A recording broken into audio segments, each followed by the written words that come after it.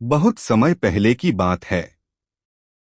एक छोटे से गांव में रामदीन नाम का गरीब किसान रहता था। वह बेहद ईमानदार और मेहनती था, लेकिन उसकी किस्मत हमेशा उसका साथ नहीं देती थी।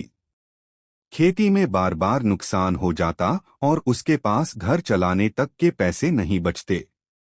एक बार गांव में भयंकर सूखा पड़ा। नदी सूख गई, कुएं का पानी भी खत्म हो गया।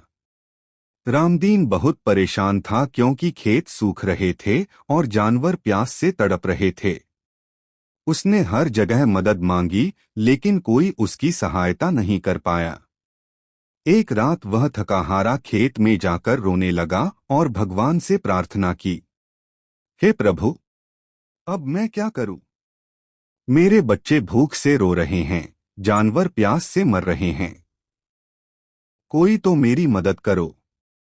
तभी अचानक आसमान में बादलों की गड़गड़ाहट हुई और एक दिव्य प्रकाश फैला।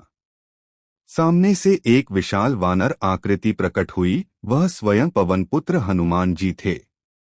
हनुमान जी ने मुस्कुराकर कहा, रामदीन, चिंता मत करो।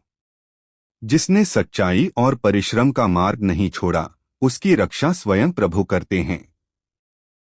आज से तुम्हें मेरी सहायता मिलेगी। इतना कहकर हनुमान जी ने अपनी गदा से भूमि पर प्रहार किया। चमत्कारिक रूप से वहीं एक मीठे जल का सोता फूट पड़ा। पानी तेजी से बहने लगा और देखते ही देखते खेत हरे भरे हो गए। रामदीन की आंखों में आंसू आ गए। उसने हाथ जोड़कर कहा, प्रभु, मैं आपका जीवन भर आभारी रहूंगा।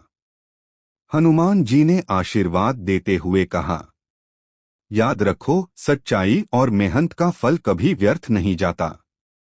जब भी तुम धर्म और भक्ति पर चलोगे, सहायता स्वयं प्रभु की ओर से मिलेगी। इतना कहकर हनुमान जी आकाश मार्ग से अदृश्य हो गए। उस दिन के बाद से गांव में पानी की कभी कमी नहीं हुई और रामदीन का जीवन सुख समृद्धि से भर गया।